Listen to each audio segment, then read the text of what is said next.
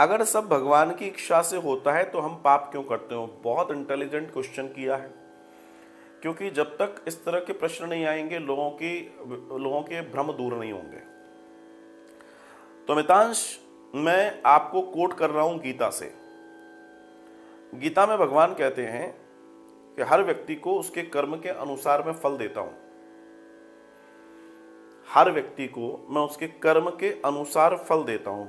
अब यहां तात्पर्य समझने का प्रयास करना। भगवान ने यह नहीं कहा कि मैं हर व्यक्ति को फल देता हूं। भगवान ने यह कहा कि मैं हर व्यक्ति को उसके कर्म के अनुसार फल देता हूं, पहली चीज। अब आपका दर्शन यह है कि अगर पाप हमसे हो रहा है या जो भी कुछ हमसे हो रहा है, इस पर आप चर्चा चाहते हैं, जो चर्चा आप कर रहे हैं, तो मैं आपसे एक चीज कहता हूं कि हर व्यक्ति वही भोग रहा है जो वो करके आया है। As per Gita, as per पुराण, एज पर वेदा, हर व्यक्ति वही भोग रहा है जो वो करके आया। अब आप अगर ये कहें कि भगवान ने आपके साथ ऐसा किया तो ये निरी मूर्खता है। भगवान क्यों करेगा भाई? भगवान कुछ नहीं करता। भगवान ने ऑलरेडी वेरी फर्स्ट एक सॉफ्टवेयर डिजाइन कर दिया और उस सॉफ्टवेयर में आपको भी, मुझको भी, सबको डाल रखा है। मैं जो कर रहा हूं मैं वो भोग रहा हूं। आज मैं जो हूं पिछले कर्मों के आधार पर हूं। मैं जो आगे होऊंगा आज के कर्मों के आधार पर होऊंगा। ये सिद्धांत सबके लिए है।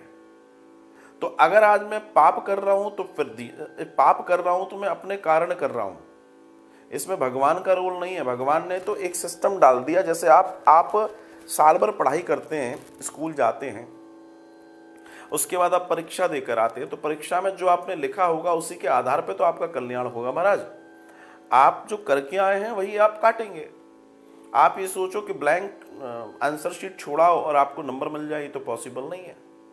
या कोई आप पर कृपा कर दे, कृपा भी हर किसी पर नहीं होती। उसके लिए भी कोई ना कोई कर्म तो आपने किया ही होगा कि कोई कृपा भी कर पाए आपके ऊपर। इस बात को समझने का बहुत अच्छे से प्रयास कीजिएगा। तो भगवान की इच्छा से होता है, मगर इच्छा होती है वो कि भगवान ने देखा तुमने ये किया, इसका फल ये है, जाओ।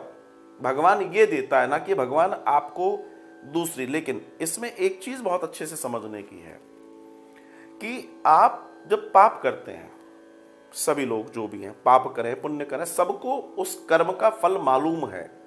एवरीबॉडी, हर इंसान को अपने कर्म का फल मालूम होता है।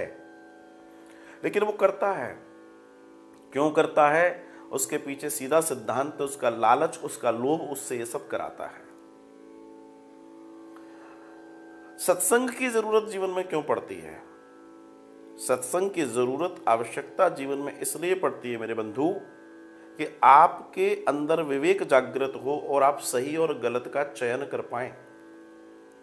और जब आप सही और गलत को नाप पाते हैं, समझ पाते हैं, सो इन दैट कंडीशन आप फिर डिजाइन करते हैं कि मुझे सही में जाना है, गलत में जाना है। Choice is your. उसने जब सोचने समझने की शक्ति आपको बिना हस्तक्षेप के सौंप रखी है, जिसे विवेक कहते हैं, तो फिर उसका रोल क्या रह जाता है? उसने डिजाइन कर दिया पहले ही, बहुत पहले कर दिया।